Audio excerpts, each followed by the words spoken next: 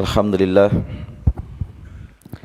alladzi arsala rasulahu bil huda wa dinil haqq liyudhhirahu 'ala ad-dini kullih wa kafa billahi shahida wa ashhadu an la ilaha illallah wahdahu la syarika lah wa ashhadu anna Muhammadan abduhu wa rasuluh.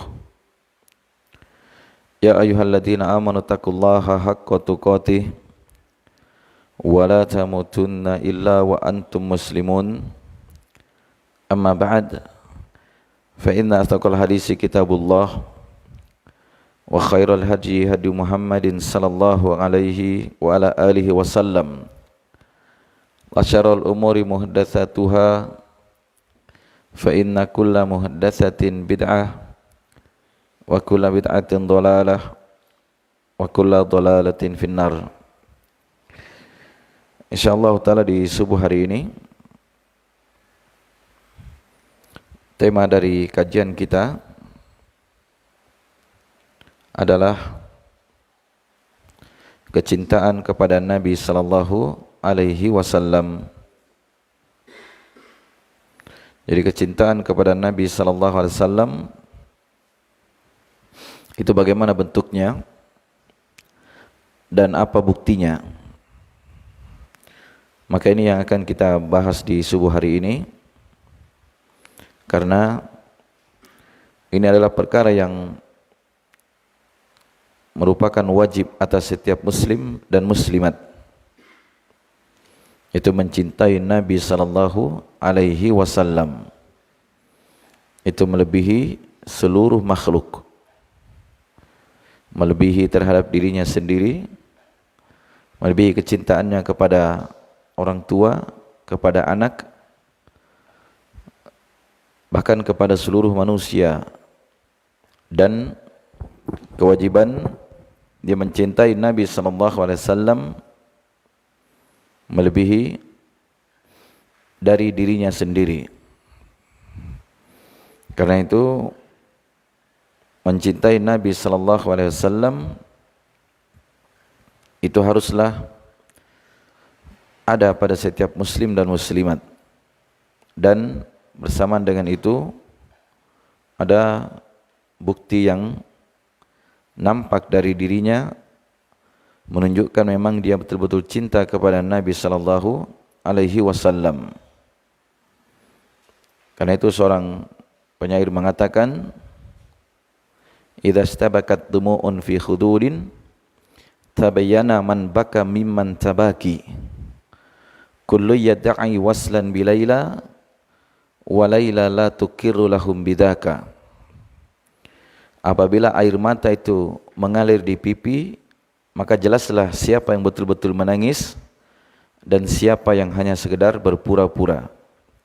Setiap orang mengaku punya hubungan dengan si Laila, dan si Laila sendiri tidak mengakui adanya hubungan mereka dengan dirinya.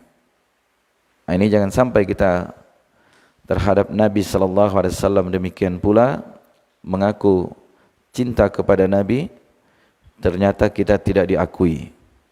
Maka itu yang dikatakan sesuatu yang tidak benar dari kecintaan kita. Baik, yang pertama di sini wajibnya mencintai Nabi sallallahu alaihi wasallam melebihi diri sendiri.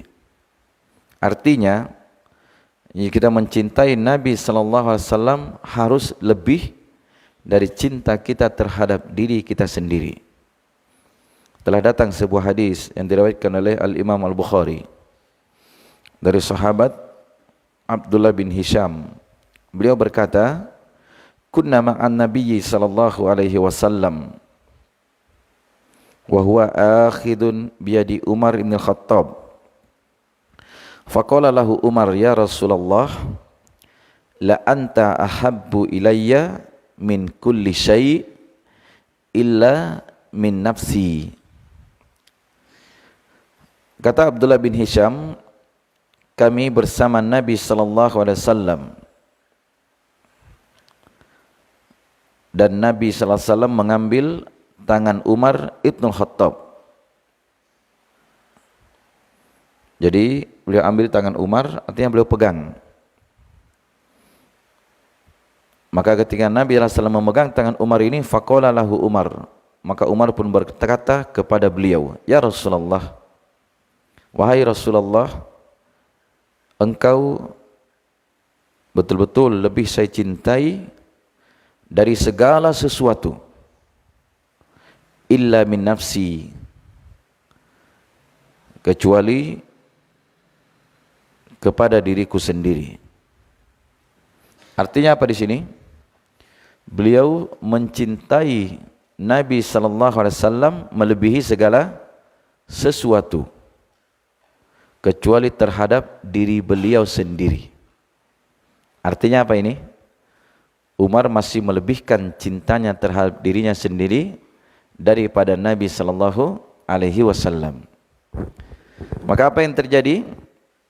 Faqala an-nabiy sallallahu alaihi wasallam, la walladhi nafsi biyadihi hatta akuna ahabba ilaik min nafsik. Kata Nabi, tidak. Beliau mengatakan tidak ini artinya menunjukkan belum sempurnanya keimananmu, dan demi yang jiwaku berada di tangannya. Ini Nabi SAW bersumpah, demi jiwaku yang berada di tangannya. Maksudnya apa ini? Berada di tangan Allah Subhanahu wa taala. Jadi beliau bersumpah dengan Allah, walaupun beliau itu selalu jujur, tidak pernah dusta. Tetapi kenapa beliau bersumpah? Itu tujuannya untuk menegaskan dan menguatkan apa yang beliau akan sampaikan. Makanya kata beliau, tidak wahai Umar, demi yang jiwaku berada di tangannya, hatta akuna ahabba ilaik min nafsik, sampai engkau mencintaiku melebihi dirimu sendiri. Maka mendengar ini, faqala lahu Umar, fa innahul an wallahi la anta ahabba ilayya min nafsi. Maka Umar pun berkata kepada beliau, maka sesungguhnya sekarang demi Allah engkau betul-betul lebih saya cintai daripada diriku sendiri. Ini kata Umar. Maka sesungguhnya sekarang kata beliau, demi Allah engkau betul-betul lebih aku cintai daripada diriku sendiri. Faqala Nabi sallallahu alaihi wasallam, maka Nabi sallallahu alaihi wasallam pun bersabda, al-ana ya Umar, sekarang wahai Umar. Artinya sekarang baru benar dan sempurna keimananmu.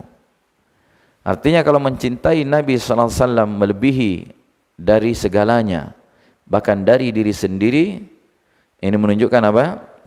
Barulah dia memiliki keimanan yang sempurna.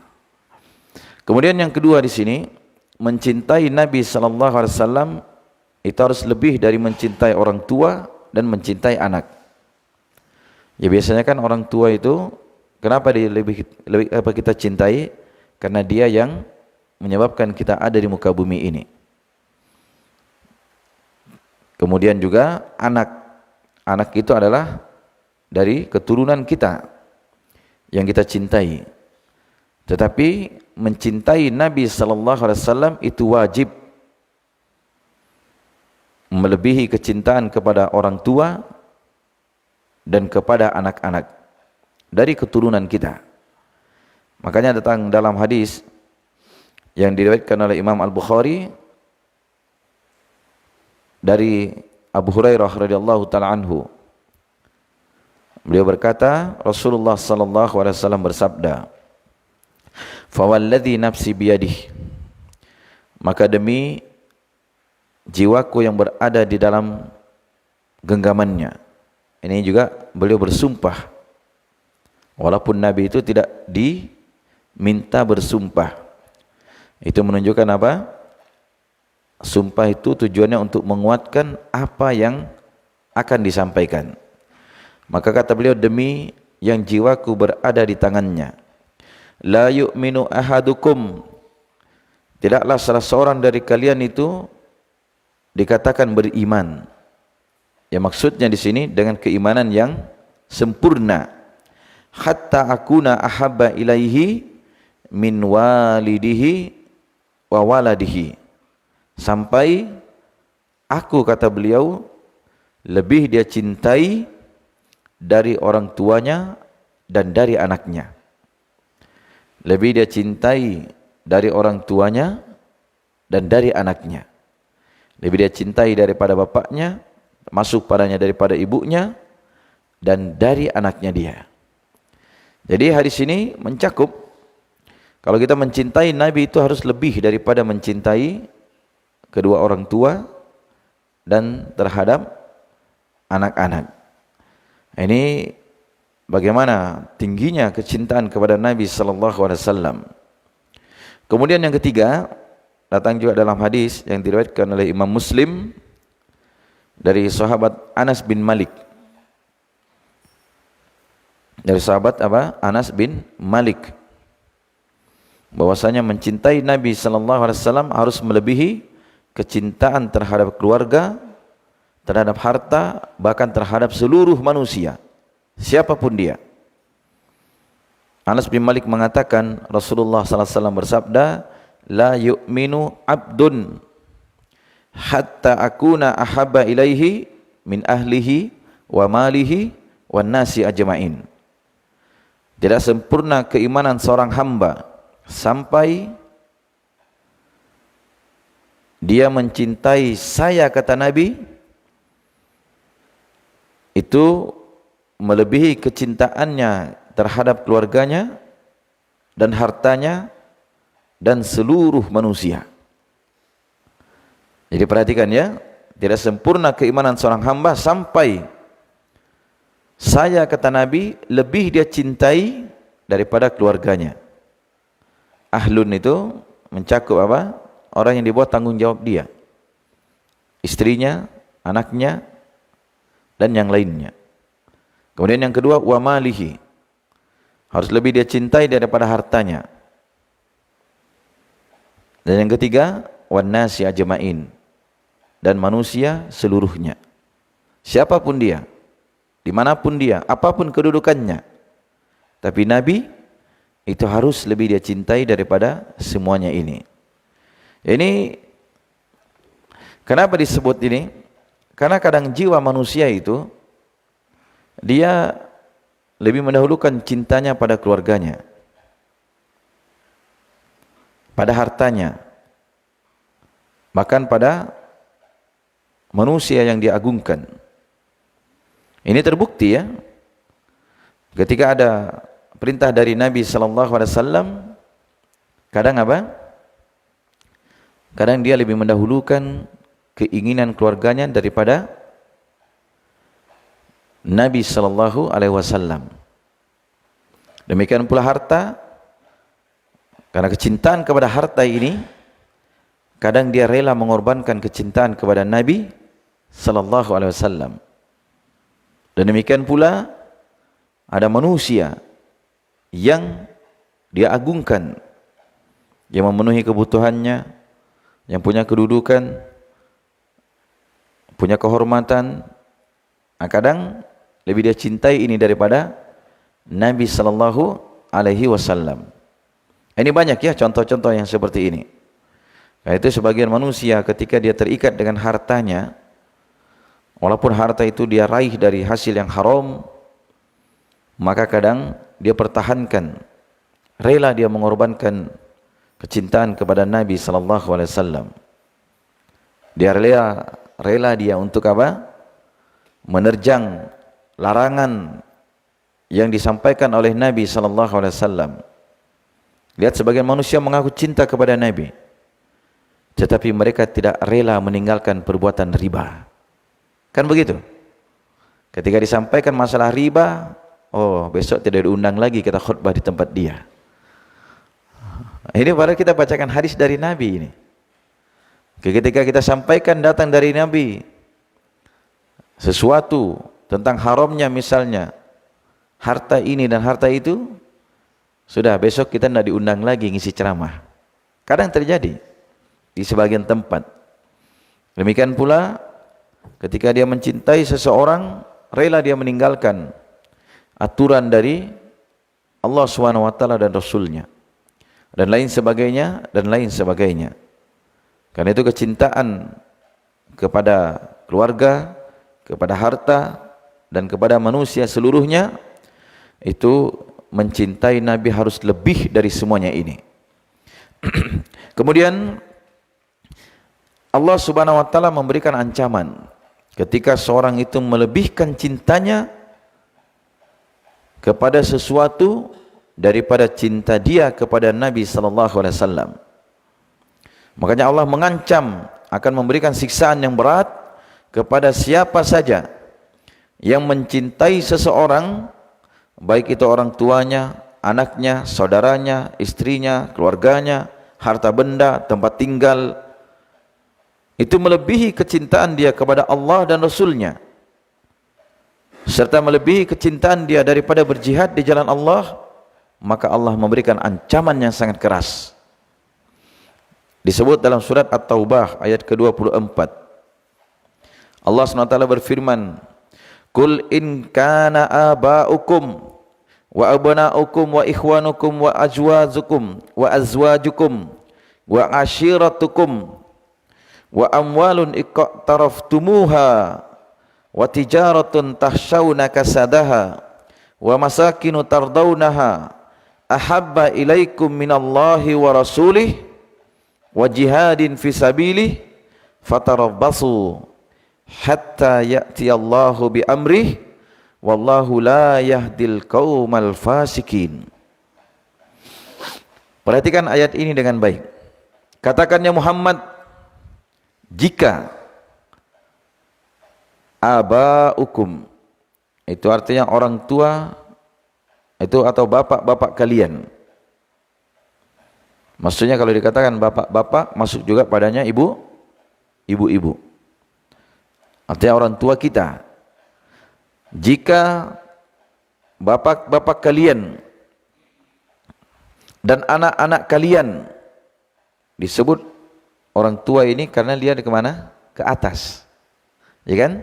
Yang menyebabkan kita lahir, yang memelihara kita, yang mengasihi sayangi kita, tentu kita kasih sayang kepada mereka kan?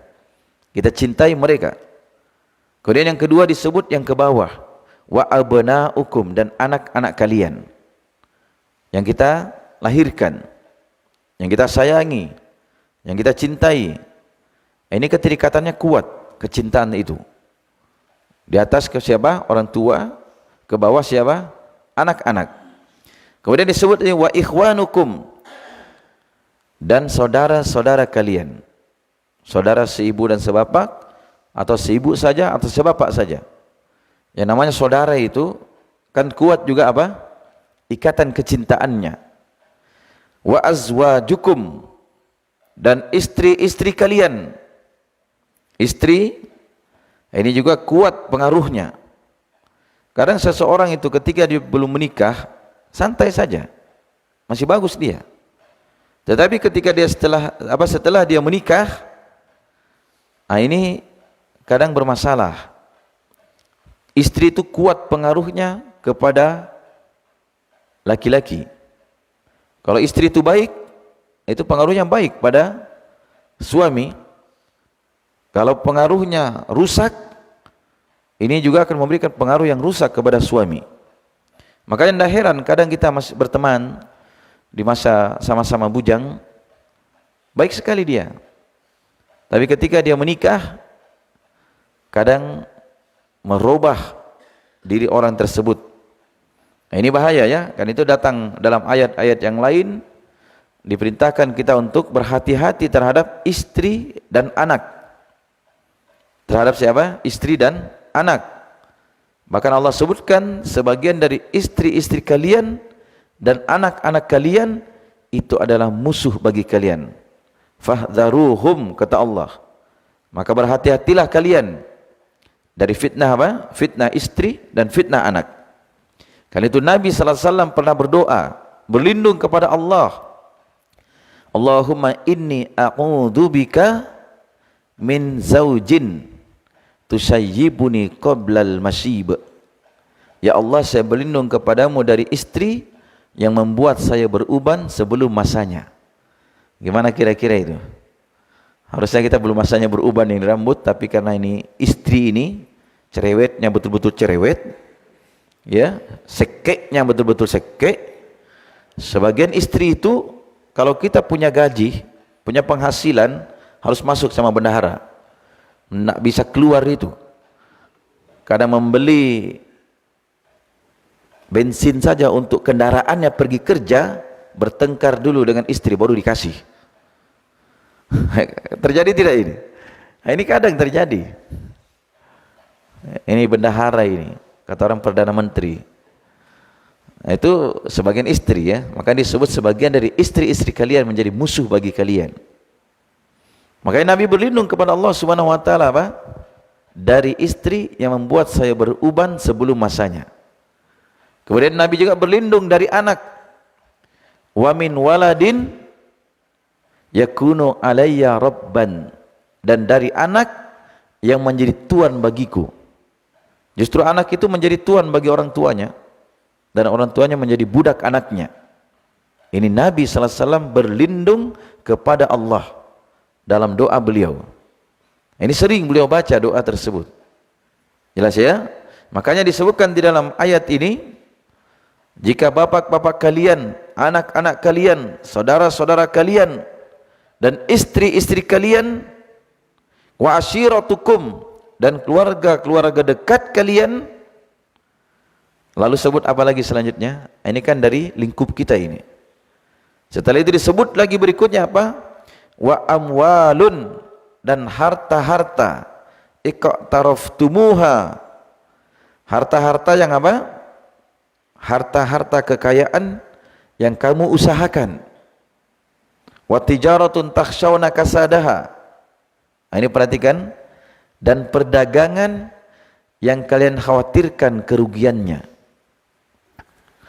Ini sebagian manusia kalau dia sudah berdagang, tidak peduli haram atau halal, menipu atau tidak, khawatir kalau rugi. Datang waktu sholat, woi sayang ini lagi laris-larisnya, kan begitu. Mau pergi taklim, waduh berapa duit nanti kurang ini. Sebagian begitu. Jadi kadang dia menimbang, sudah tidak apa-apa kurang sedikit daripada rugi. Dia bilang begitu. Kalau militer, sudah literannya dipukul pantatnya. Ya kan, macam-macam caranya. Saya berjalan di pasar, saya cermati dengan baik, waduh kacau ini penjual ini. Makanya saya kalau belanja, misalnya beli yang ditimbang itu, saya bilang, saya tidak hitung kadang per ini apa, saya tidak tanya itu, langsung saja berapa ini, sekian ini, begini, dalam satu tempat. Dalam satu tempat berapa, saya tidak hitung per liter. Biasanya dia kalau dibilang liter, kadang tidak cukup 1 liter. Sama juga kalau beli bensin misalnya, jangan dibilang berapa 1 liter, tanya berapa nih 1 botol. Kan 1 botol walaupun setengah botol kan tetap 1 botol namanya. Iya. Kan kita tahu sudah isinya, oh 1 botol nih, walaupun tidak 1 liter. Dia bilang ini 1 liter 10.000, ternyata kurang 20 mili misalnya. Itu sudah menipu, itu sudah. Paham ya? Dari kalimat itu berbahaya.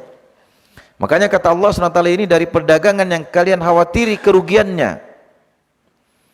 Ini lingkup kita ini. Disebut lagi berikutnya apa? Wa masakinu tardaunaha, dan tempat tinggal, rumah-rumah tempat tinggal yang kalian sukai. Ahabba ilaikum minallahi wa rasulih. Jadi tadi bapak itu orang tua, anak, saudara, istri, kerabat dekat, harta yang dikumpulkan, perdagangan yang dikhawatirkan kerugiannya, dan tempat tinggal yang apa? Yang kalian sukai. Ahabba ilaikum minallahi wa rasulih. Semua yang disebut tadi ini lebih kalian cintai daripada Allah dan Rasulnya. Maka Allah ancam di sini, fatarabbasu, maka tunggulah, kata Allah.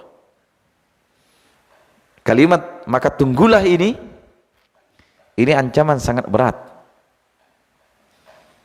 Kalau anak-anak misalnya nakal sama kita kan, awas ah, kucubit nanti nih. Ini kan masih biasa kan? Awas nah, tunggu memang. Ini kira-kira mana yang lebih bahaya ini? Hah? Yang tidak disebut ini apa hukumannya? Itu lebih bahaya itu. Makanya Allah sebut sini, fatarabbasu, maka tunggulah. Maksud dari kalimat Allah ini, maka tunggulah, maksudnya apa? Sampai Allah mendatangkan siksaan yang berat. Ya, maksudnya tunggulah apa yang akan menimpa kamu berupa bencana dan siksaan dari Allah Subhanahu wa taala. Itu tunggu itu sampai datang bencana dan siksaan dari Allah Subhanahu wa taala. Allah sebutkan sini, fatarabbasu hatta ya'tiyallahu bi amrih, sampai Allah mendatangkan urusannya. Maksudnya apa di sini? Yaitu Allah mendatangkan urusannya, yaitu pada hari kiamat. Makanya Imam Al-Zamakhsyari mengatakan, kata beliau, ini adalah ayat yang sangat keras. Tidak ada yang lebih keras daripada ayat ini ancamannya. Sebab ini Allah sebut fatarabbasu, tunggulah sampai Allah mendatangkan perkaranya. Itu tunggulah apa yang akan menimpa kamu berupa bencana dan siksaan darinya. Ini kata Imam Ibnu Katsir rahimahullahu taala. Kemudian di akhir ayat Allah tutup, wallahu la yahdil qaumal fasikin, dan Allah itu tidak memberi petunjuk kepada orang-orang yang fasik. Nah, ini bagian dari kefasikan, bagian dari dosa, melebihi kecintaan kepada Nabi, kepada Allah dan Nabinya. Itu ketika kita mencintai orang tua, anak, saudara, istri, dan lain sebagainya. Ini kadang yang disebut semua ini menggeser kecintaan kita kepada Allah dan Rasulnya. Paham ya? Kalau kita bercermin kepada Nabi SAW, beliau bagaimana kecintaannya kepada Allah, itu walaupun para istri beliau itu datang meminta kepada beliau, tetap beliau tidak pedulikan. Ya, ada ayat ya, saya sudah sebutkan di sini, itu pernah istri-istri Nabi datang kepada Nabi meminta kalau Nabi itu harus memberikan harta kepada mereka, mencukupi kebutuhan mereka. Kumpul istri-istri beliau ini, sehingga turunlah ayat, kalau kalian meminta harta itu tidak ada pada Nabi. Begitu. Makanya disebutkan kalau kalian ingin diceraikan, maka akan diceraikan. Akhirnya para istri-istri ini mundur mereka.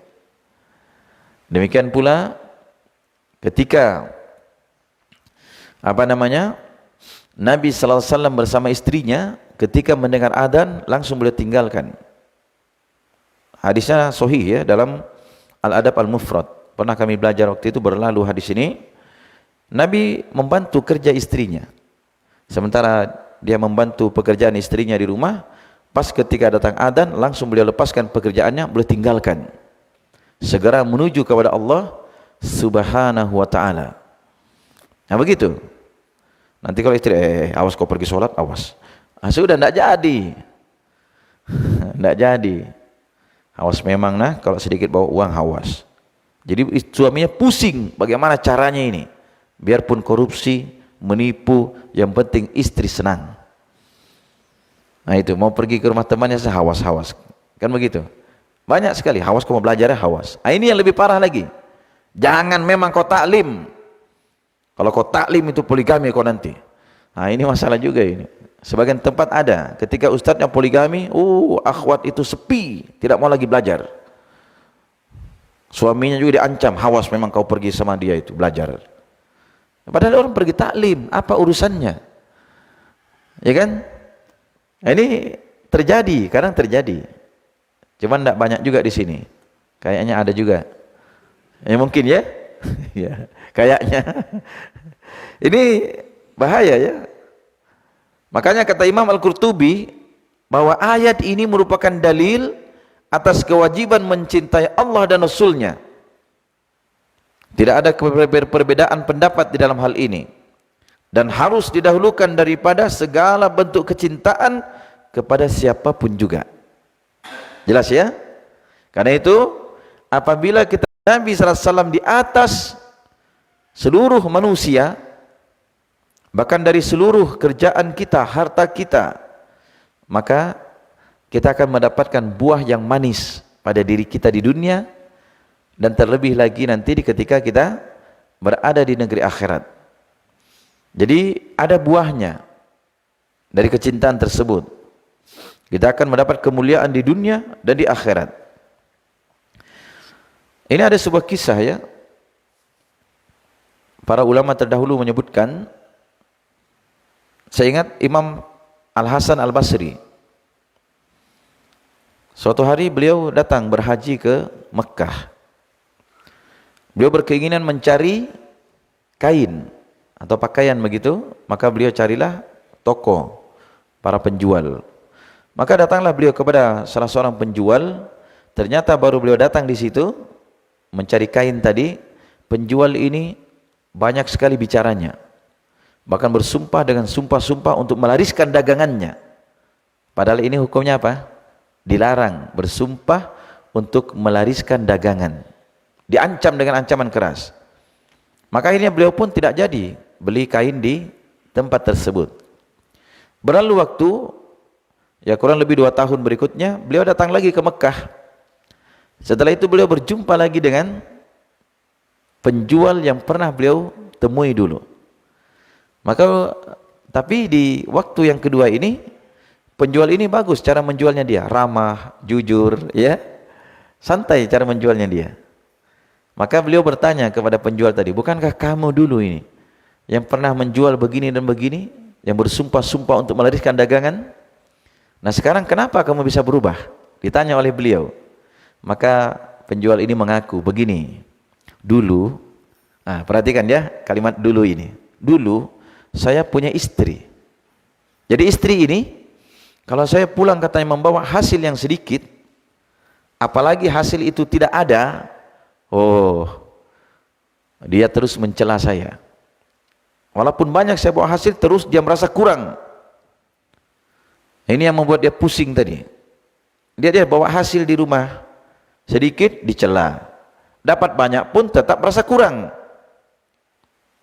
Ini istri yang tidak bersyukur. Sehingga kata beliau, Allah pun mewafatkan istri saya tersebut. Ini ada hikmahnya juga ini, istrinya meninggal. Kemudian katanya saya menikah lagi dengan seorang wanita, ternyata wanita ini adalah wanita yang bertakwa. Apabila saya mau keluar rumah pergi bekerja, maka dia pun berpesan kepada saya. Dia katakan, wahai suamiku, bertakwalah kamu kepada Allah. Jangan engkau beri makan kami dengan hasil yang haram.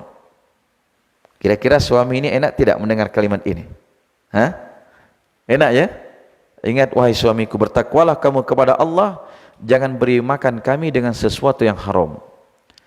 Kalau kamu dapat, ya kita bersyukur kepada Allah. Kalau kamu dapat sedikit, bahkan tidak dapat sekalipun, tidak masalah. Tidak masalah katanya. Saya akan membantu kamu dengan cara menenun kain di rumah. Nah, akhirnya membuat suaminya apa? Tenang dia di dalam mencari rezeki. Nah, ini pengaruh ya dari istri tersebut.